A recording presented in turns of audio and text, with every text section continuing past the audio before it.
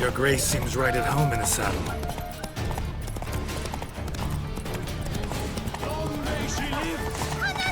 This way! Through town! Try not to lose your way! Sharp right! Take care! Good!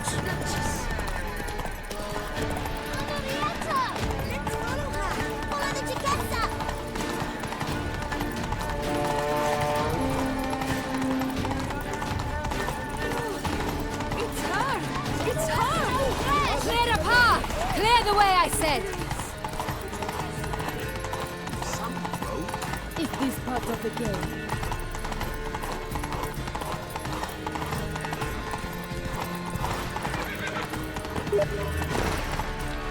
It's here! Just round the corner! Hurry!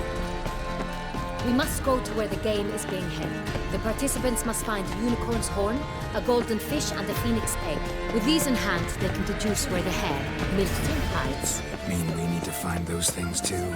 We've no other option. But time is of the essence, so we shall have to break the rules. Keep calm. Start no brawls.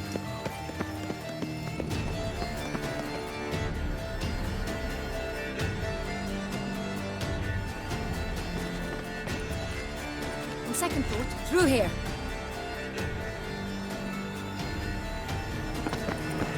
I shall show you where the hunt plays out. Then we will split up. You will get hold of the unicorn horn and the golden fish. While I nab the phoenix egg. That will be quickest. Golden fish. Do I need a rod or a net? Please, Geralt. It's not a real fish. Look there, towards the water. See the lights? The hunters are trying to hook the fish from boats. You must simply dive in and find it. The unicorn. How do I catch it? It's terribly skittish, true, but I'm sure you will find a way to earn its trust. It runs around, over there, look. The golden fish and the horn both contain things or clues that will help us find Milton. Once you have fish and horn, find me among the other phoenix egg hunters. All clear? Then let's get to it.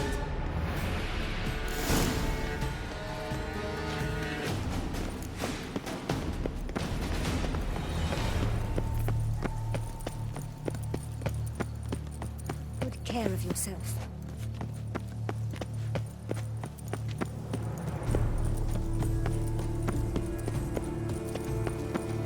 If one were to call a snake courageous or coward, what other part of A bottle of wine's enough for two, provided one's good.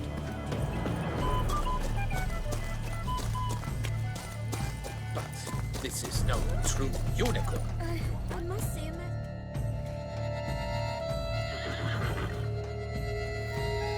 Perhaps an apple will work. Or some sweets. We would not be in this predicament, dear sister, were you still a virgin. Do you really wish to have this conversation again? Here and now? Hush, or you'll spook the beast. We shall try the sweets. Hey folks, gonna have to ruin your fun. Sorry. Who's that?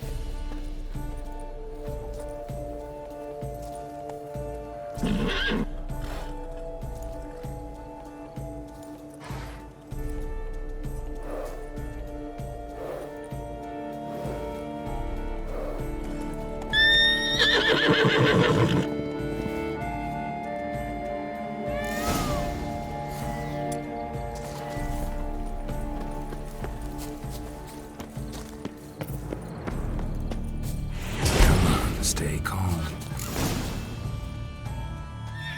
Shh. Calm down. Easy now.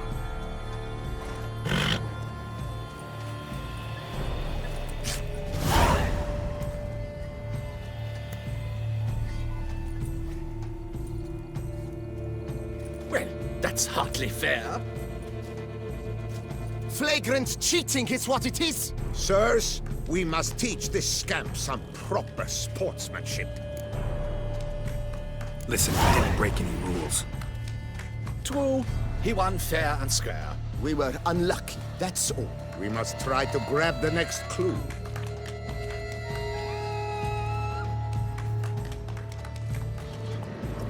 mountains are huge. You'd be better off on horseback. Unworthy. Entirely inappropriate behavior. Let's go! Complete collapse of social norms.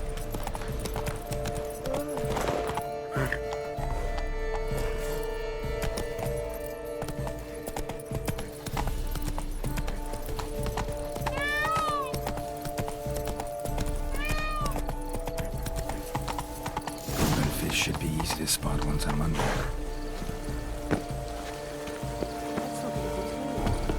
Must have been golden. Do you think I don't know? Blazes! Did someone just dive in the water? Perhaps that's the way to do it. Sure. Who is that man?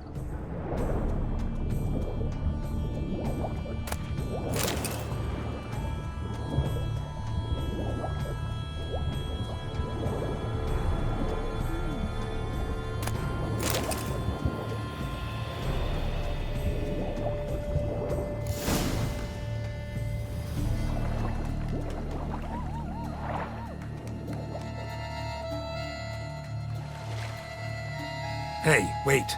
Stop. It's important.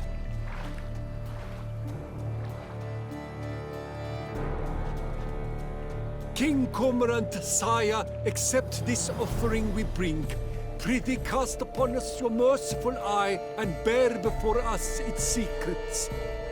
As the moon its heavenly course doth trace, in my domain I await that moment of grace, when a soul of good or ill repute brings me a gift, fitting tribute.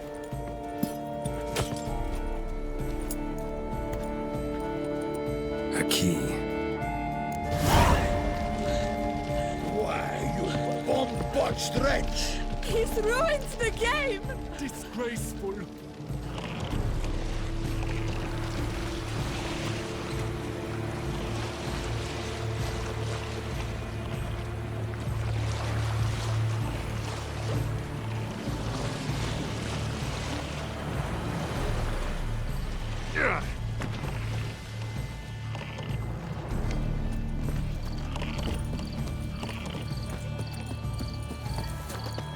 Behold the leopard from faraway Zerrikania. A predator wild, bloodthirsty, and ferocious.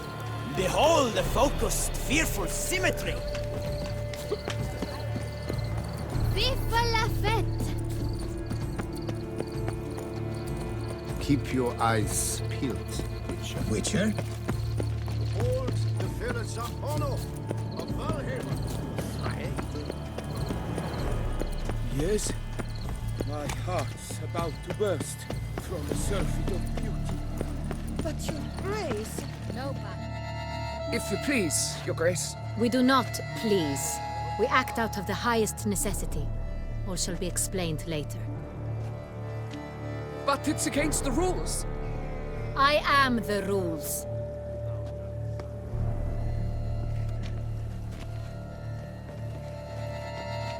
Geralt! At last. Got a key and a clue. And I've another. Show me yours. Who wrote this drivel? I begin like a groan, hollowed out with ease, then end like a mouse with a head of hard cheese.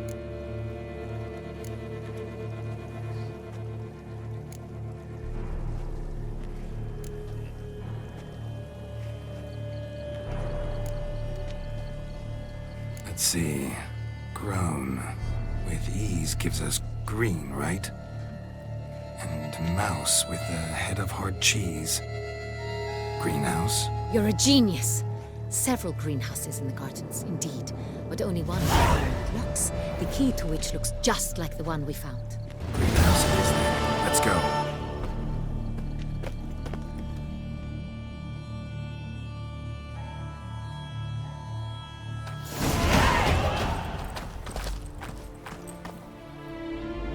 Wait here.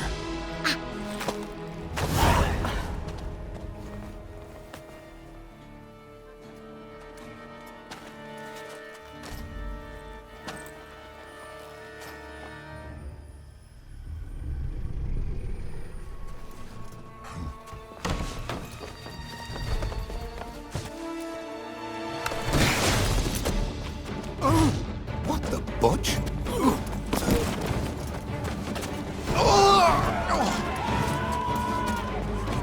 What was that?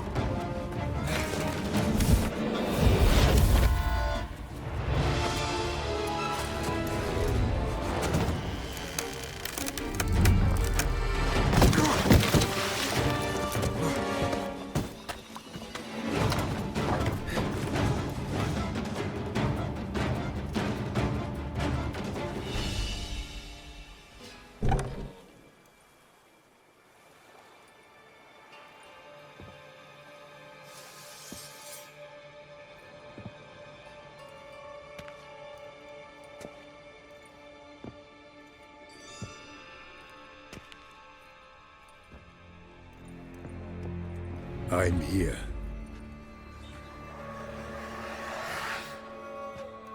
This belonged to you, maybe? It did, but you may keep it. I've a new one. I do not know you. I've done you no harm. Yet first you butchered a Bruxer who was dear to me. Now you pursue me. Why? You've killed 4 innocent people, at least. And you? How many innocents have you cut down? I don't kill innocents. Murderers, though, you bet. I'll soon be done. I've but one left. And you, should you not stand down. And once you're done, intend to leave? Go kill somewhere else? No. I intend to live. Happily ever after.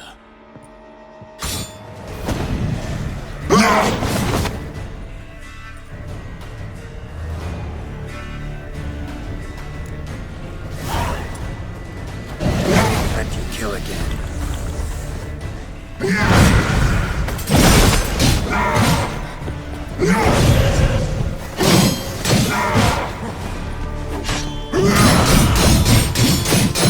on.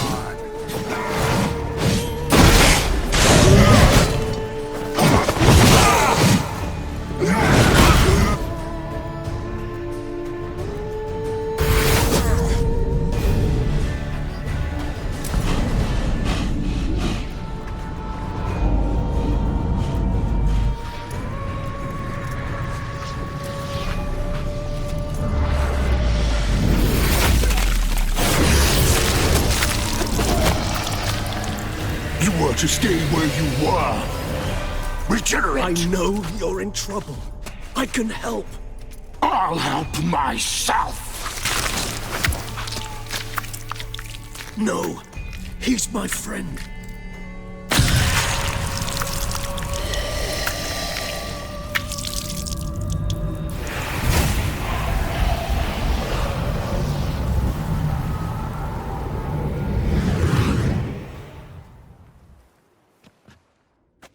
Yes, Geralt, it's me.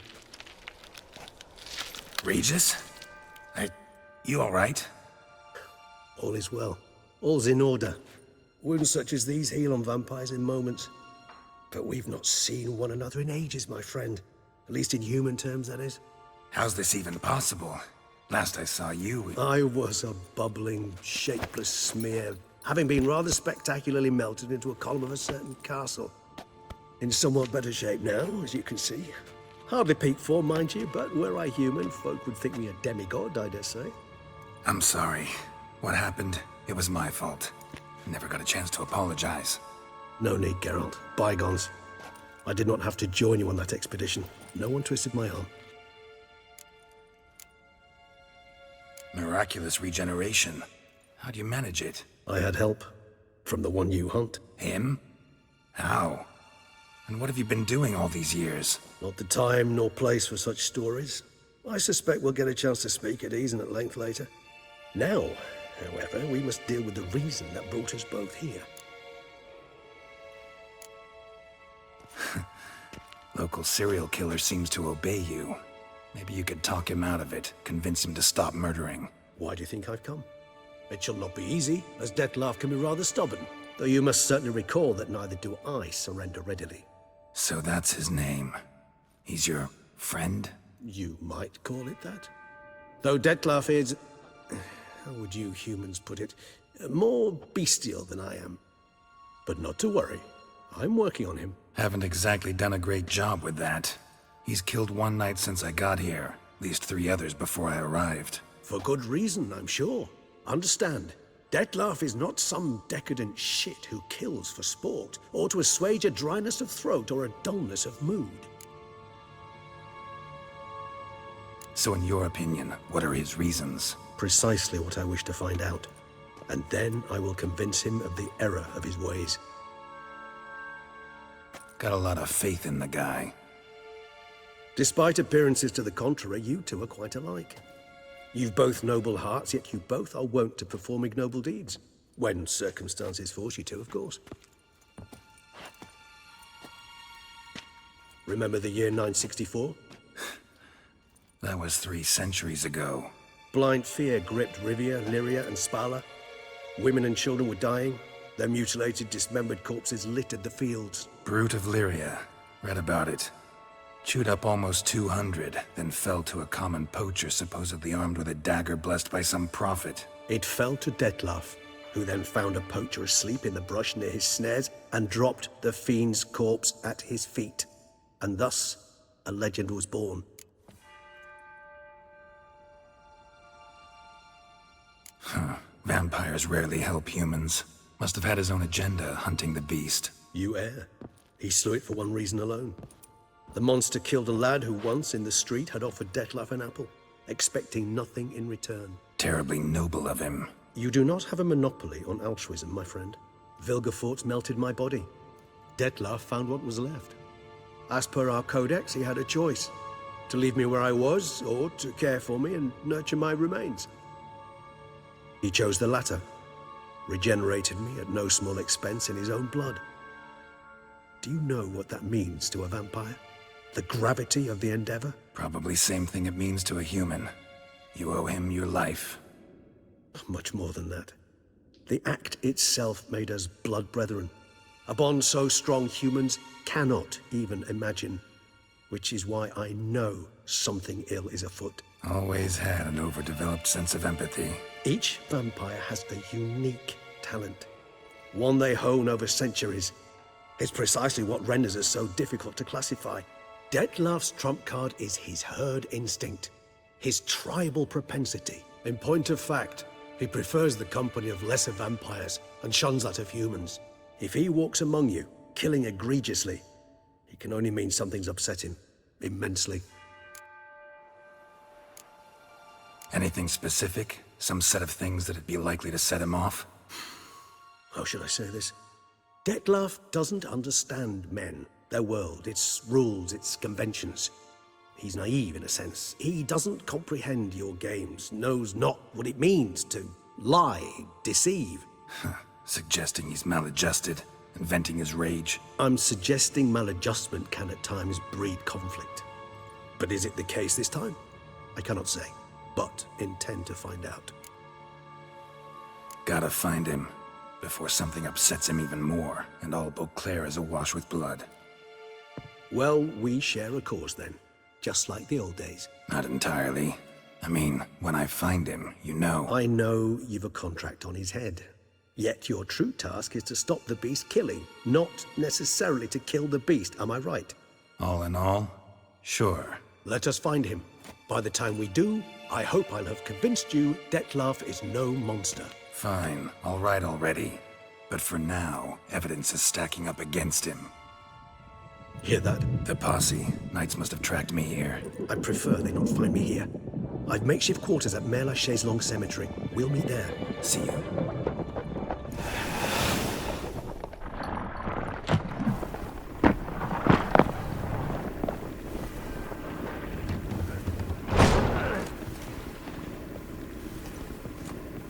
Witcher, we flew here as fast as our courses would carry us. Yet I fear we're late all the same.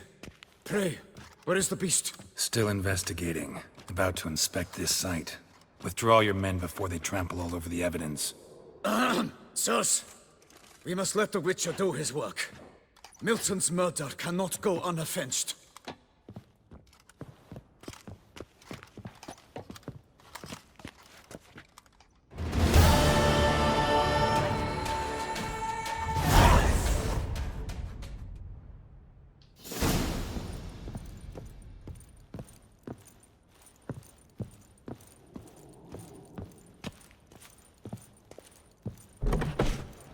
allow the Witcher to ply his trade.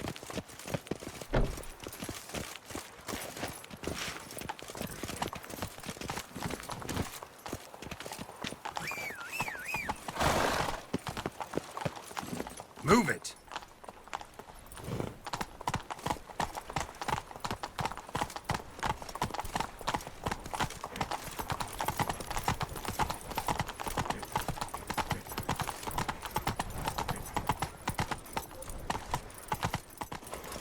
Long live Duchessa Anna Henrietta.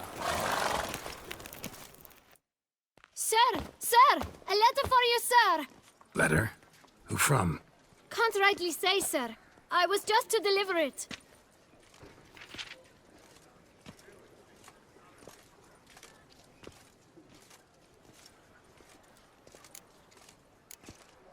Here. And thanks. No, sir. Thank you. And I truly hope I'll be of service again.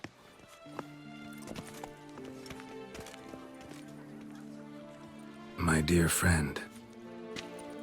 I've been told you're on a jaunt to Toussaint. I do hope you don't overtax yourself during the wine festival. The effects of such exertion at your age can indeed prove most detrimental. I've come upon some information which might be of interest to you. While browsing through a colleague's book collection, I found mention of one Professor Moreau of Beauclair, who conducted research into Witcher mutations.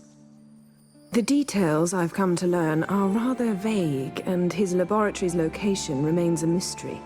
Yet his journal should at least provide hints as to both. It is said he was laid to rest with it in his tomb. I enclose a map I found in the tome I happened upon. Though less than completely legible, I trust it will prove useful nonetheless. Should you grow tired of sampling Beauclair's ladies, wines, and other exquisite delicacies, this matter might prove a fruitful diversion. Investigate at your leisure. Your friend, Yennefer. A professor who studied Witcher mutations. Might actually be worth looking into.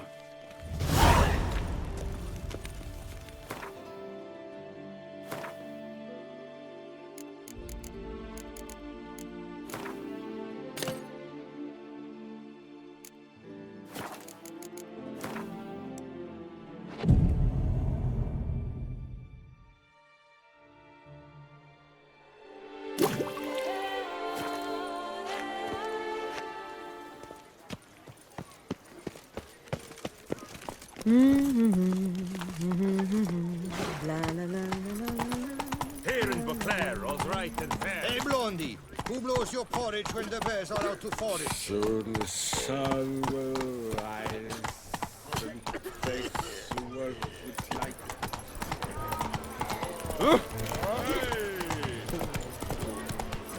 Keep calm!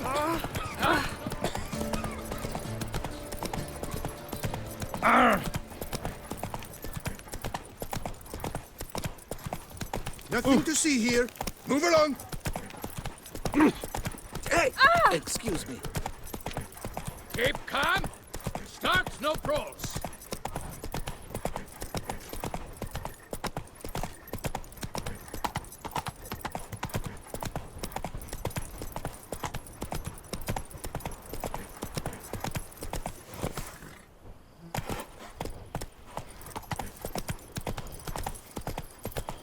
Hey-ya!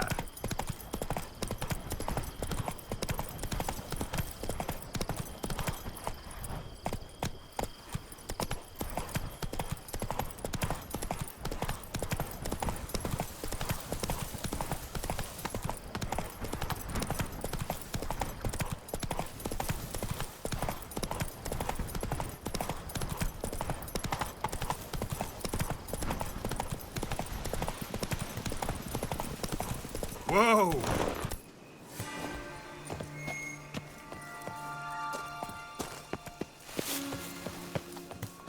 Regis. Couldn't have picked some other place to meet. Regis!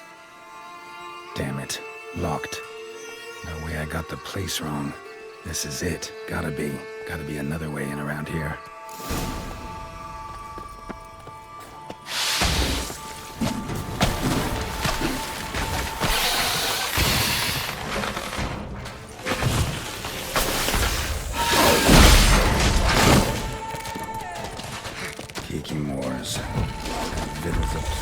around here.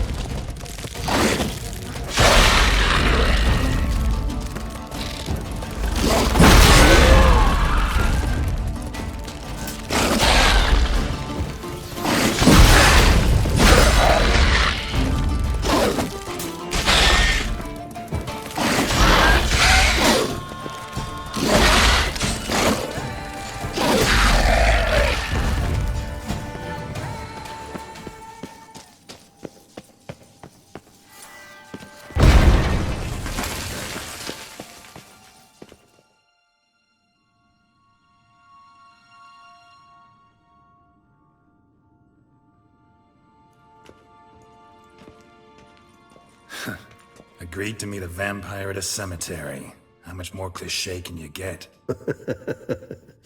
Nothing comes readily to mind. Could have left the door unlatched. What of my privacy? I value it rather deeply. Unmolested, especially by unwanted guests, that's my preferred state.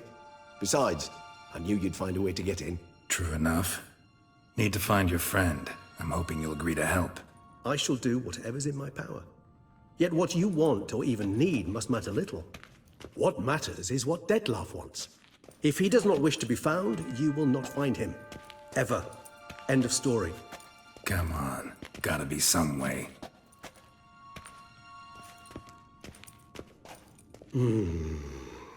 Vampires can evade detection by the senses, and no divination magic works on us. Even the most precise megascope would be useless. And this? Could this help? Wherever did you get that? Off one of the beast's victims, found by a bend in the river. Body was chopped in pieces. 3 of those pieces were hands. Hand with the ring seemed the odd one out. Abruxa had taken an interest in it.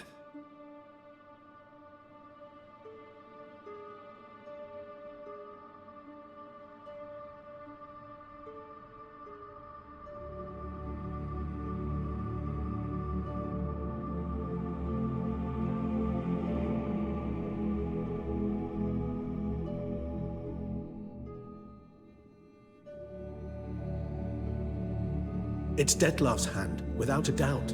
It will do splendidly. The hand. What do you plan to do with it? You've heard of Kovinaris' theory of tissue memory retention. Rings a distant bell. Read about it in Alchemia Oblitera. There's a copy at Kaer Morhen, tattered, nearly disintegrated. But if memory serves, Kovinaris never managed to prove it worked. He did prove it, just never managed to publish his findings. He and I corresponded, you see, after we became friends. Thus, I know he completed his research and performed the first tests. It's complicated, so without delving into details, it is possible to use any piece of tissue to reconstruct what a whole body experienced. How's it work? We need any special equipment? We must brew a decoction which Kovinaris gave a rather poetic name: resonance. Once imbibed, it sends one into a trance similar to that induced by narcotics. This triggers visions of events linked to strong emotions experienced by the tissue's owner. Picture it as dreaming a fragment of someone's life. Any chance we might see what Dettlaff was doing just before he lost his hand? Indeed. Though I also hope resonance will reveal the location of Dettlaff's hideout. Ring's pretty intriguing. Made of no metal I've ever seen. And the ornamentation. It comes from our home, where we lived before the conjunction of spheres. It's actually mine. I received it from a dear old friend. You might call him a humanist. He saw us vampires as guests here, guests who owe their hosts, meaning you humans and the elder races, respect. Respect? Meaning not to treat us like cattle to be slaughtered for food? Precisely. And the reason why I, in turn, gave it to Dettlaff. To remind him of the ideals my old friend championed. Can't you just summon Dettlaff? You're both hired vampires, there's gotta be a way. If I'm to be entirely candid, there is indeed one. But believe me, we will be better off never availing ourselves of it. It is a last resort. Absolutely. Last resort? The hell? Why? There is a being who can summon Dettlaff. Possesses the authority, even the power, to force him to appear in a given place. But the very act of contacting this being, well, it's akin to walking a slack line extended over a chasm filled with molten lava. An exercise as perilous to me as it would be to you. A risk I'm unwilling to take. I beg you, let's do it my way. It will be both quicker and easier. Covenarius spent half his life proving his theory. Wild guess. Making a dose of resonance won't be easy. You guessed correctly. In addition to Dettlaff's tissue, we shall need a powerful occipital lobe stimulant. Effectively a poison, to make one susceptible to visions. Well, got a few ingredients to choose from. Unfortunately, all are pretty rare. There's Mamoon glands, but closest ones I know of are in Vizima. A spotted white saliva would also serve, but they were cold to extinction over a century ago. Could go with a kobold's eyes, but the creatures are sentient. Rather not gouge one's eyes out. Given that we lack the time to sleuth this out ourselves, permit me to summon some help.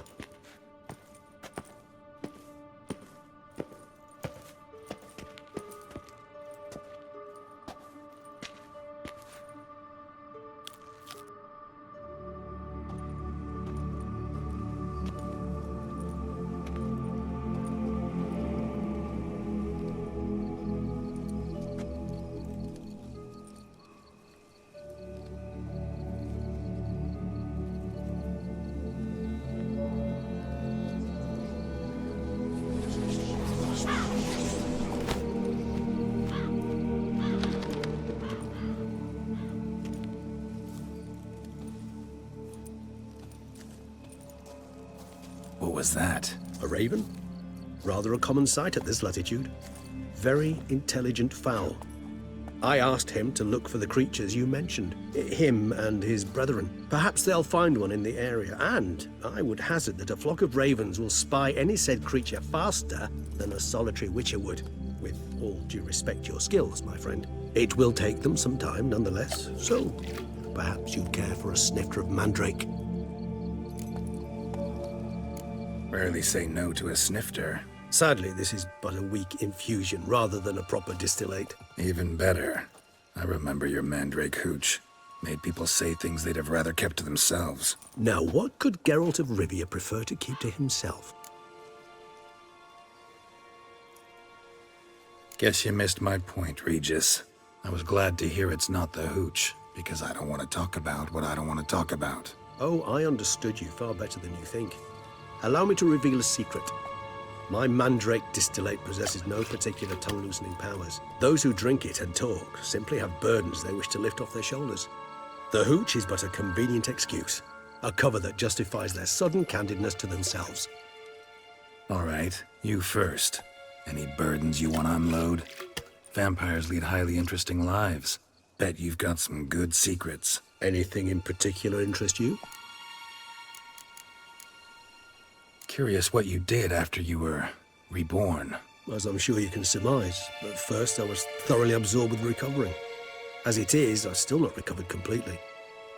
Yet I was so weak the first year that I could not stand or move on my own. Dettlaff bore my weakness bravely, showed great patience. If not for him, I wouldn't be here, and I'd have regenerated far slower.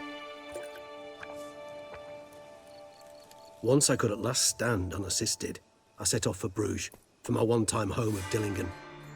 There I led the peaceful life of a rural healer and surgeon, enjoying my neighbours' respect and, in fact, constituting the exact opposite of the monstrous vampire the populace imagines. Bruges, you say? Rebirth make you sentimental? Perhaps a dash. But what of you? Where have you been?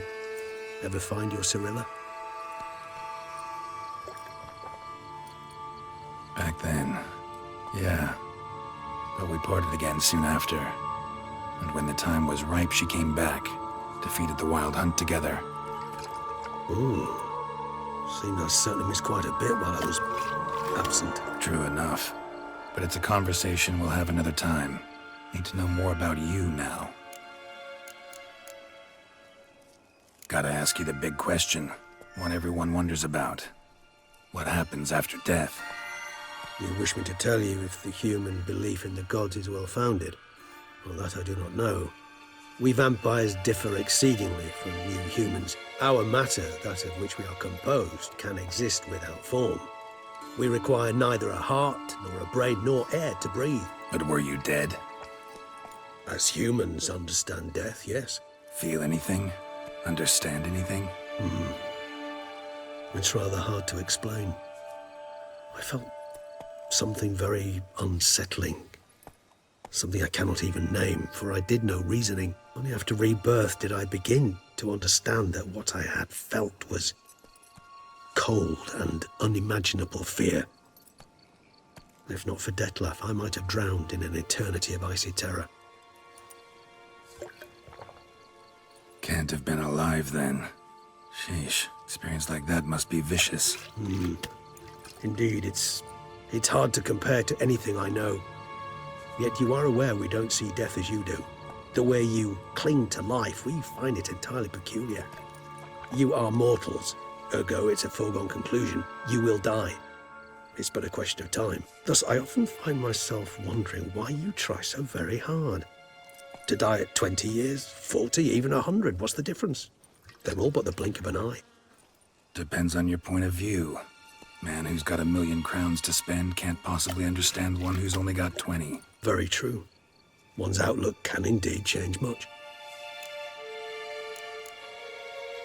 Got a new life, new body. That give you a new start? Blank slate? Starting all anew is a very broad concept. What exactly do you mean? Your blood addiction, say. Wondering if your body's the same, if it still remembers. Maybe if you drank now, you wouldn't get hooked. All addictions are a form of slavery. Re-addiction's not a risk I'm willing to take, just to test a hypothesis about corporeal regeneration and whether propensities carry over. Fair enough. Curiosity, that's all. Sorry. Not to worry, Geralt. Curiosity is a natural reaction under the circumstances, apart from which I've always valued that trait in you. Always fascinated me the way vampires can regenerate.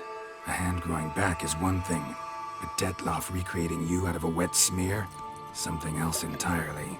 A difficult and laborious process, but one that's possible, as my presence proves. But I've heard you too had quite the adventure. They say you lost your memory. For a bit, but Triss helped me get it back. Actually, pretty damn lucky I only had amnesia. Yes, you humans are rather buggered in those terms. To strip you of life is, well, it's just plain easy. I've always pitied you in that regard. We vampires are much harder nuts to crack. If a member of another race kills one of us, we can be reborn with a living higher vampire's help. However, if one of our own strikes the deadly blow, death is permanent. There can be no rebirth. One of the chief reasons why vampires long ago swore never to fight one another. All right, give you one question. What do you want to know? One question to ask one as fascinating as you, Geralt. Cruel parsimony, I'd say, but I shall do my best to make it count. If you were to die and be reborn as I was, in your new life, would you choose to be a witcher? See, Regis. Doubt I'd know how to be anything else. Ever tried? See, you're determined to get an answer, to find out if I like being a witcher. Just refuse to ask directly, as always.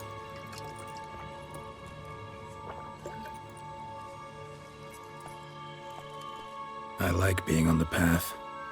I like picking up a lead, a trail.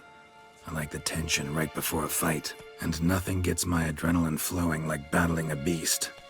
Even gotten used to people treating me like a freak, an outcast. Yeah, not something I think about much, but I like being a witcher. Thank you for being honest. Honesty is an attribute of the truly brave, and thus a privilege of the very few. Still no sign of your winged friend. Sure it understood what you wanted? Dead certain. Let's wait a bit longer. It'll return soon, don't doubt that for a moment.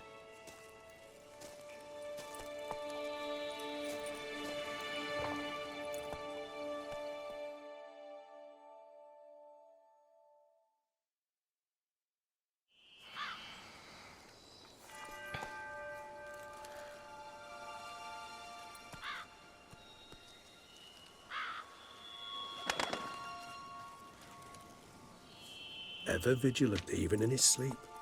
Quite vampire-like, in fact. Are you absolutely certain they don't administer a few of our genes during the trial of the grasses?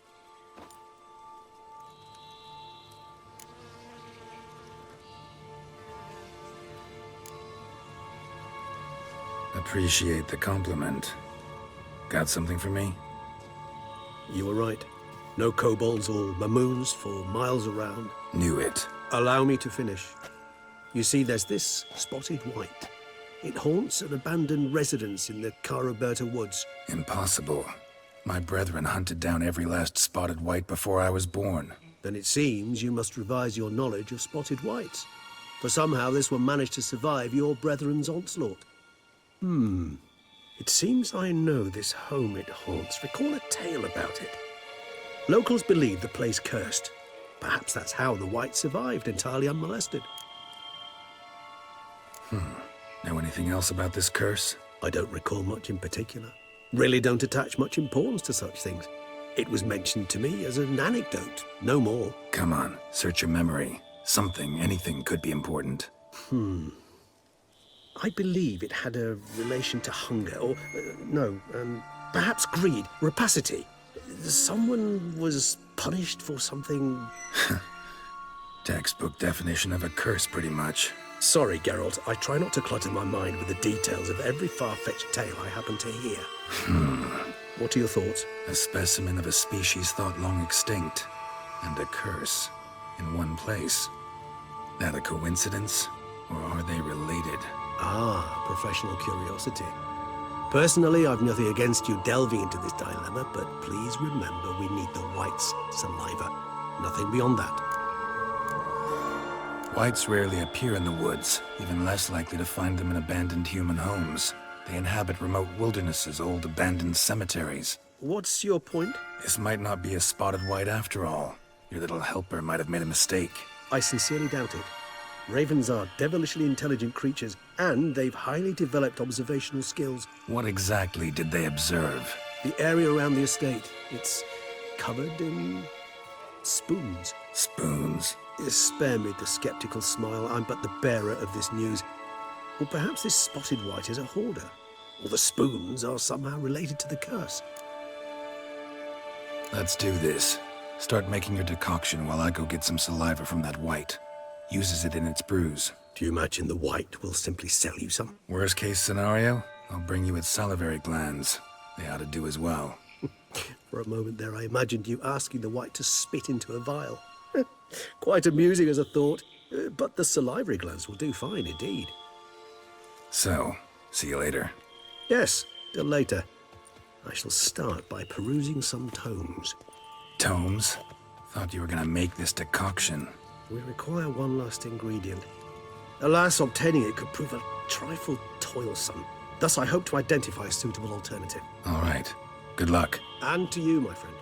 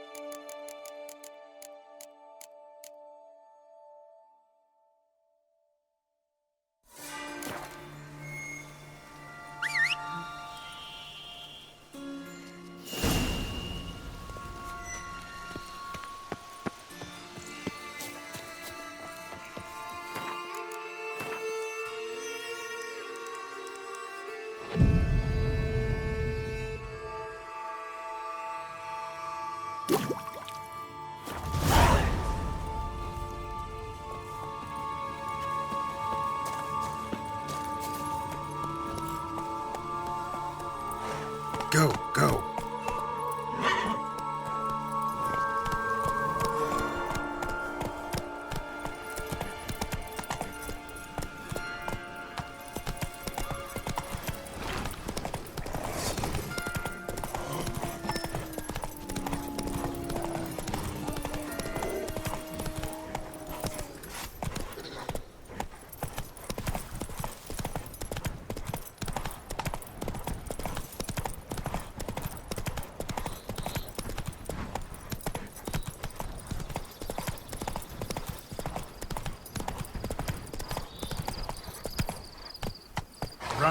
Approach.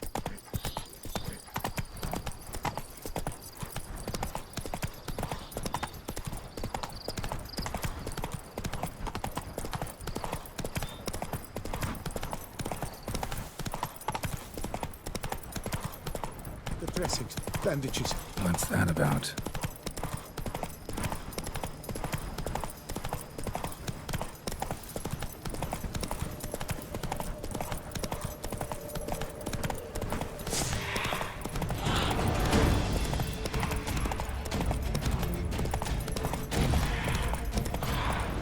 Our guests. Never a good omen.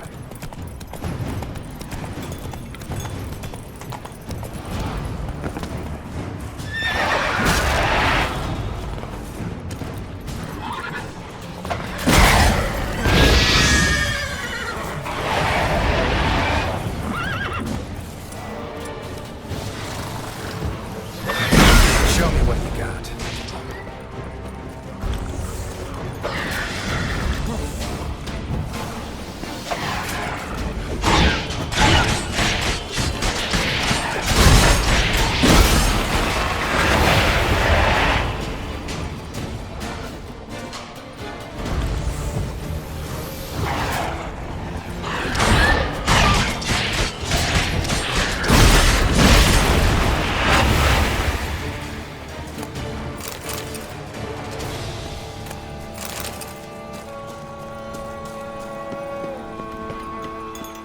Strange. Get a sense that the spoons are beating out some kind of rhythm.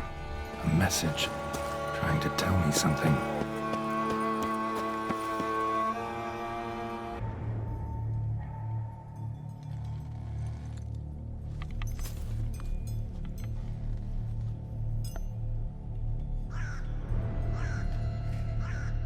None shall sit and dine with you at your table. No spoon you have shall sate you. Never again shall you wish to spy your reflection in the mirror. Sounds like a curse, all right.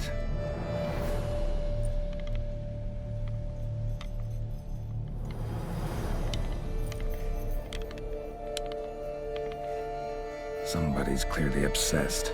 Regis mentioned the place might be cursed. Can't be a coincidence. Need to look around.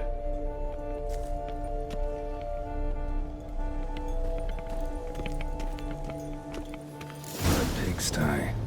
Need to search it thoroughly. Find a way to collect some white saliva. White's obsessed. Real collector. Thoroughbred.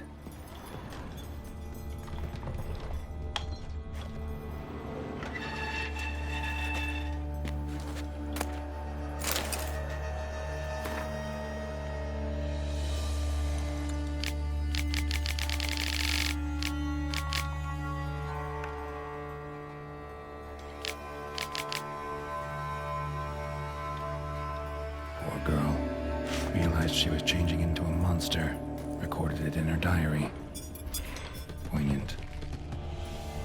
Smashed mirror. As if someone couldn't stand to look at themselves. The monster. Journal's author, maybe?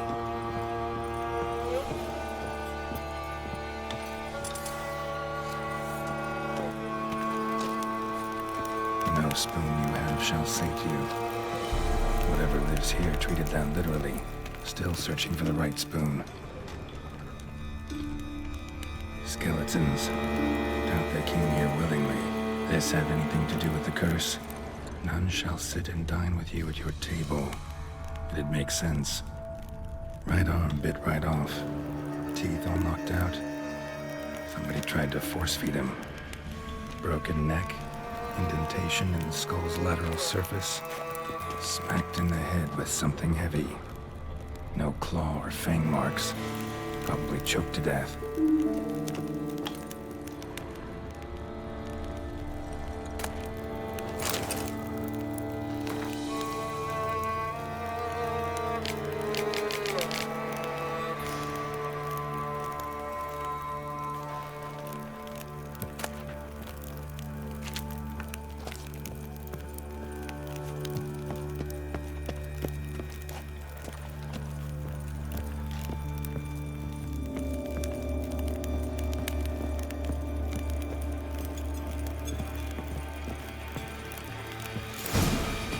actually does seem like a White's lair. Bit atypical, but still. Cauldron should be somewhere around here. Cauldron I was looking for. White's not particularly tidy. Table's set. White who lives here is getting ready for some sort of feast.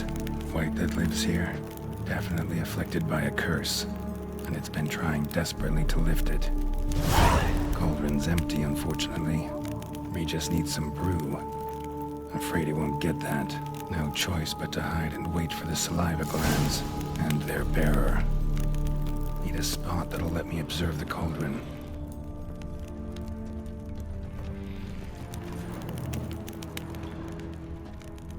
Spoon. Pretty ordinary. Maybe a little old.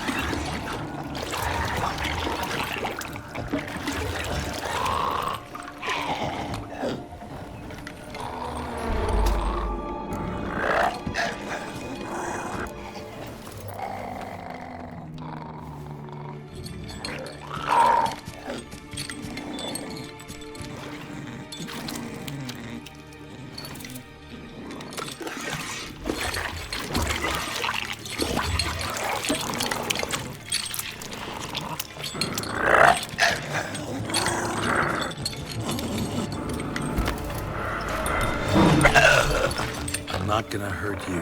Wanna help? I've seen the words of the curse on the walls. Think I know how to lift it.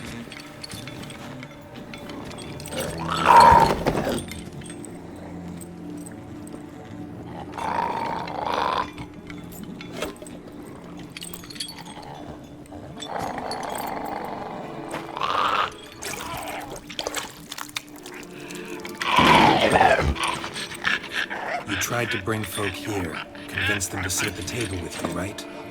Well, I'm gonna be your guest now. Your willing guest.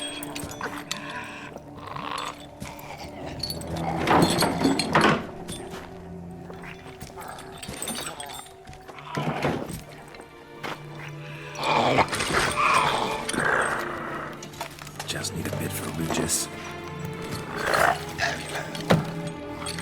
And now we'll tend to you. Need to get this right. Words of the curse were, none shall sit and dine with you at your table. No spoon you have shall sate you. Never again shall you wish to spy your reflection in the mirror.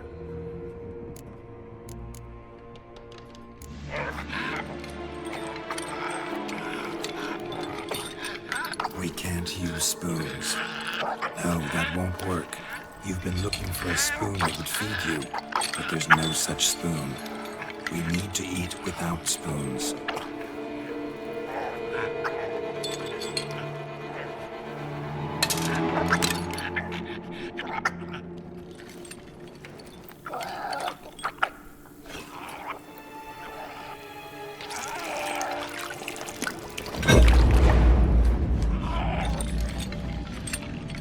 Open your eyes. You need to see your likeness.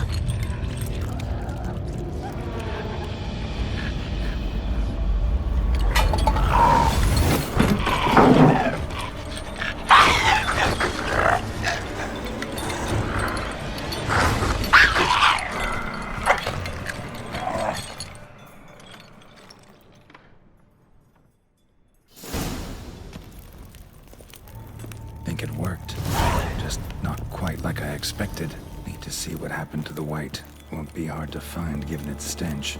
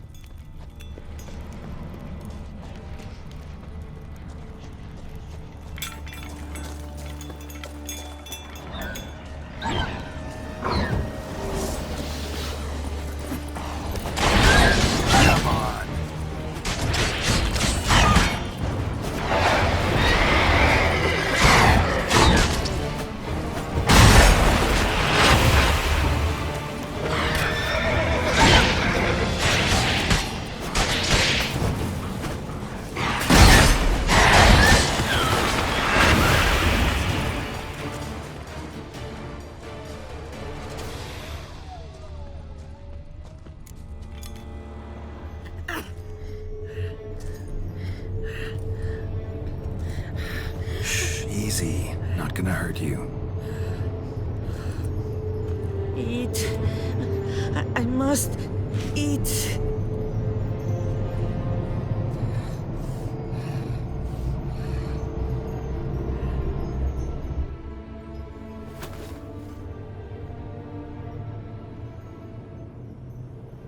I'll take you someplace safe.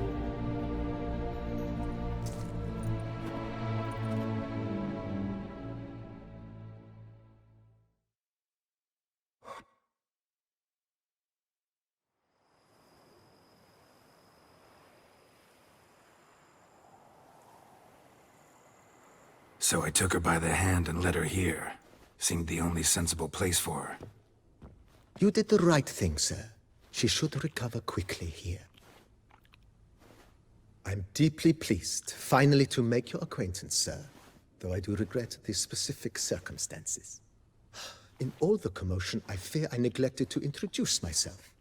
I'm Barnabas Basilfolti, and by order of the Duchess, I am to serve as your major domo at Corfo Bianco. Nice to meet you, Barnabas Basil. Love to talk more, but got urgent matters to attend to.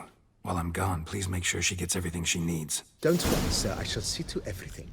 She is safe here and in good hands. She'll soon be back on her feet. Might actually take a while. She hadn't eaten anything in over 100 years when I found her. Horrid. Whatever brought this about? Told me her story on the way here. Her name's Marlena. She was once the very beautiful and proud heiress to the Trastamara estate. One evening, when she was holding a banquet for friends, a beggar came to her gate seeking alms. He had a bowl and a spoon with him. He sat outside her fence and waited. I've heard of the custom. An ancient rite of hospitality that obliges one to give food and drink to such a guest lest he depart hungry. To neglect the custom is to bring great misfortune down upon oneself. Marlena didn't care a whit for the old customs.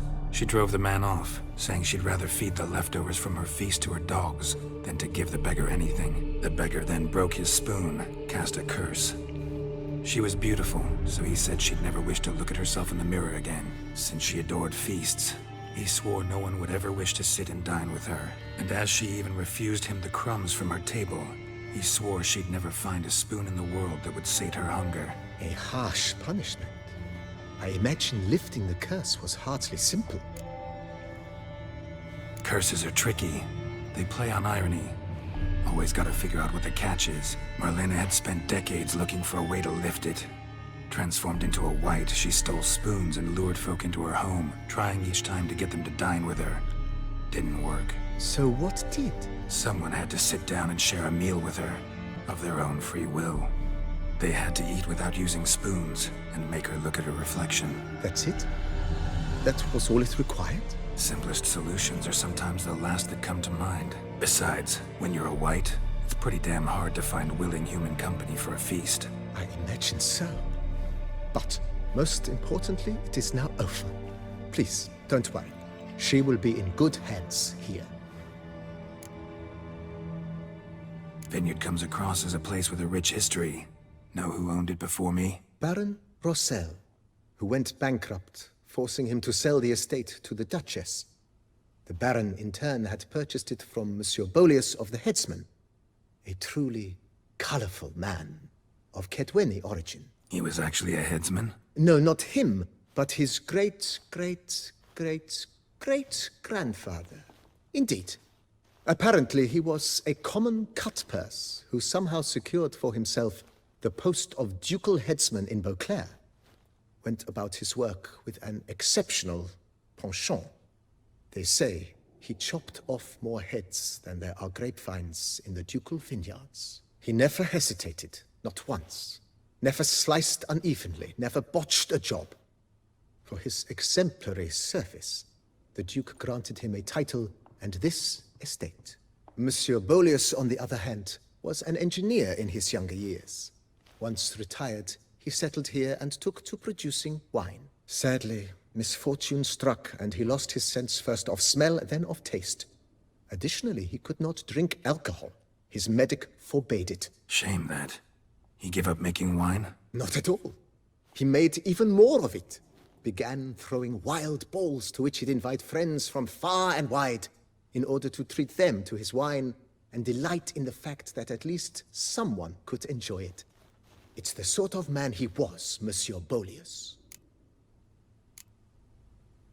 Mind giving me a little tour de Corvo Bianco? Not in the least. Follow me, please. I think it would be practical to begin on the hill.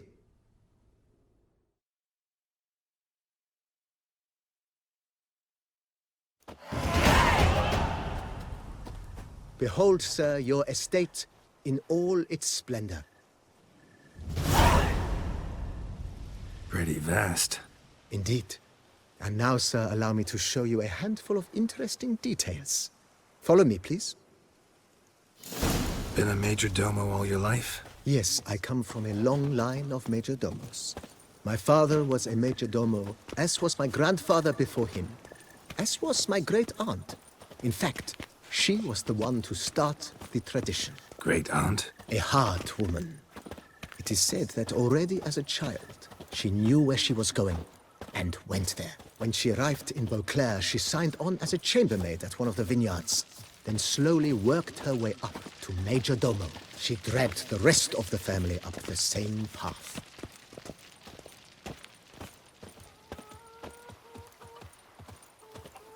The servants' quarters. I occupy the green home. With the Duchess's permission, I have hired a full staff. Their salaries to be paid from the ducal treasury. Nice of her. Not the most sightly part of the estate, I admit. But I think it worthwhile for you as master of the domain to know where the help stays.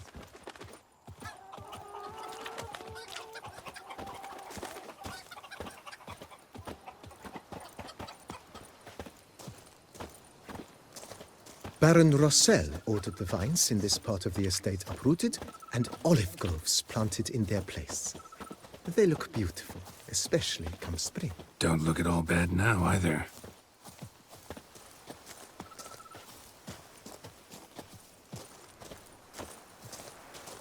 Down below lies your vineyard, where we grow a strain of Carfanere, one of the world's oldest. Aged in oak barrels, it provides for an exquisite wine with distinct blackberry, wild cherry, plum, and cinnamon notes. Marvelous. Have to try it one of these days.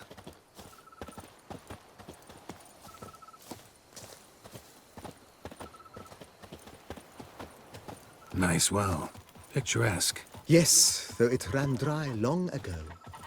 During the raucous feasts Master Bolius held, he would order it filled with wine. There's a tale about a guest attending a Bolius ball for the first time and thus unaware of the custom. He had suffered great heartbreak and had decided to end his life by jumping into the well. The festivities were coming to a close, and the well was nearly empty when the suicidal guest finally jumped. Instead of killing himself, he merely broke his legs. To numb the pain, he drank the wine. Drank himself to death? Not at all. When found the next day, he had concluded he'd witnessed twin miracles. The water had been changed into wine, and he had survived. He retired to a monastery in the Dragon Mountains and began preaching the wisdoms of Lebiola.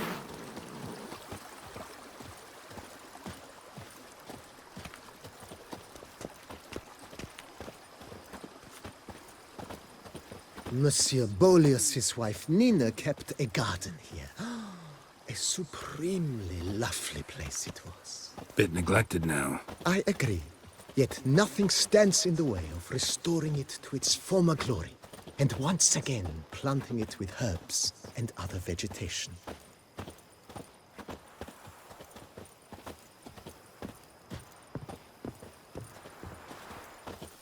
Madame Nina planted diminutive, delicate flowers and herbs here. One might say their aroma still hangs in the air. You're quite the romantic, Barnabas Basil.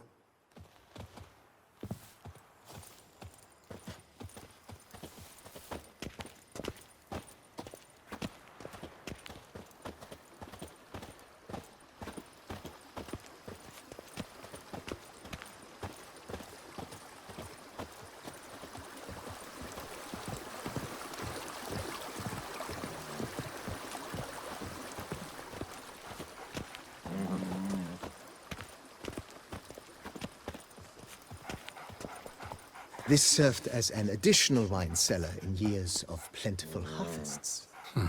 Bit of work, and it'll make a fine stable for Roach.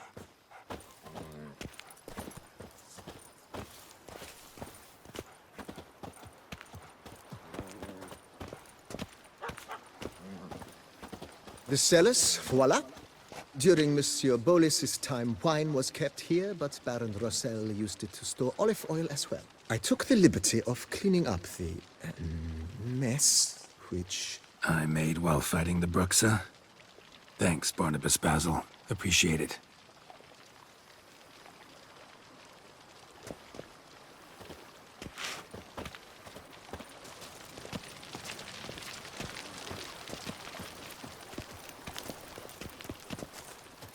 As you can see, the facade is, how to put it, slightly stained.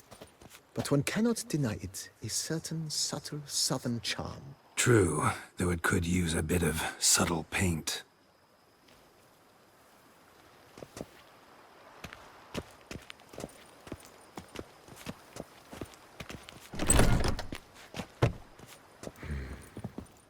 And welcome inside. On the left is the master bedroom. On the right, the dining hall and kitchen. Upstairs, you shall find the guest room, currently used for storage. Not a bad idea. At the moment, the house is only minimally furnished. Yet I believe we will, together, devise some innovative arrangements. A few paintings, for instance, would breathe new life into the abode immediately. With that, sir, you've seen the full lay of the land. Corfo Bianco is a beautiful estate. Though one must admit, time has taken its toll. Forgive me for being forward, but if you were to choose to invest a small sum towards its beautification, consider me at your service on the matter. Think I'll take you up on that. Be sure to come and see you if I decide to do any remodeling. Mentioned the place could stand to be spruced up. Oh, most decidedly, sir. The question is where you would like to begin this rejuvenation. Been thinking about the outer walls. Maybe a fresh coat of paint or some patching. If I might dare to make a suggestion, why not start with a general renovation? I once oversaw such work at Admiral Rompelli's summer residence. The effects were simply breathtaking. Not only did the residence positively sparkle afterwards, but we also made room to display the Admiral's armor and weapons, of which he was a passionate collector. It's in your hands then. Make the place shine. I shall get to work immediately. Within a day's passing, I shall have sent for the crew which rebuffed the Admiral's residence. They are the finest specialists around. Highly skilled at what they do, it shall not take them too long, I wager. 2 days after they begin, your eyes will behold your residence in its refurbished, rejuvenated, beautified state. Is there anything else you require, sir? Got these spacious grounds. But maybe it's time to make them more, useful. Oh, yes! We certainly should. The way I see things, given your trade, sir, you would be wise to put in a grindstone and an armorer's table. A good way to start things off, don't you think?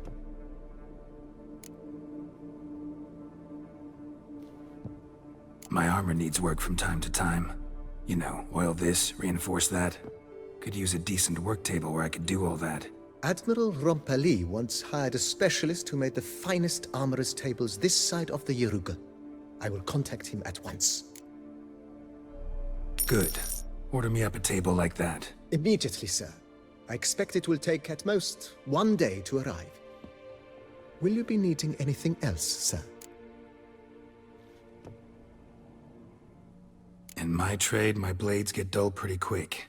Could use a grindstone, professional grade. Of course. No one would consider that an unnecessary extravagance, I would wager. Then send out for one, please. A high-quality stone to be set up in the yard. Of course. I shall send a runner to town at once. I believe you shall be grinding to your heart's content by tomorrow. Will you be needing anything else, sir? Know what? Changed my mind. Not in the mood to talk about redecoration today, but I wanted to ask you something else. I shall be glad to answer your every question, sir. Thanks. Gotta get back to my business now. See you soon.